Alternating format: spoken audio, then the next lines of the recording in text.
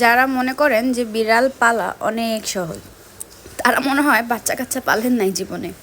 কোনো বাচ্চা কাচ্চা পালা আর বিড়াল পালা একই কথা। কেন জানেন? আপনার বাচ্চাকে যেমন বাজারে ভালো জিনিসটা এনে আপনি ধুয়ে পরিষ্কার করে তারপরে একদম ব্যাকটেরিয়া মুক্ত করে খাবারটা খেতে দেন, আমরা যারা বিড়াল পালি সন্তানের মতন করে, আমরাও ঠিক তেমনিভাবে বাজার থেকে ভালো জিনিসটা নিয়ে আসি ওদের জন্য, যেটা ওরা পছন্দ করবে।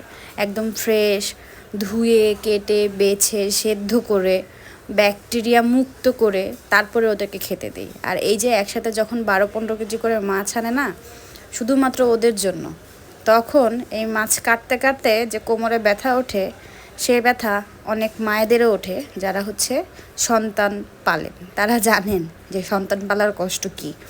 তো তেমনিভাবে এদেরকে যেভাবে আমি সন্তানের মতন পালি, বা আমার পুরো পরিবারটা সন্তানের মতন পালে, আমার পুরো পরিবার জানে যে এরা আমাদের কাছে কী।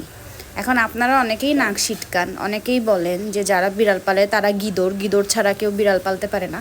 এমন অনেক কমেন্ট আমি ইদানিং পাচ্ছি। তো ভাই, আপনাদের উদ্দেশ্যে বলতেছি, এই গিদর মার্কা ভিডিও আপনাদেরকে দেখতে ডাকছে কে? আমি তো ডাকি নাই। যান, যেটা ভালো সেটা দেখে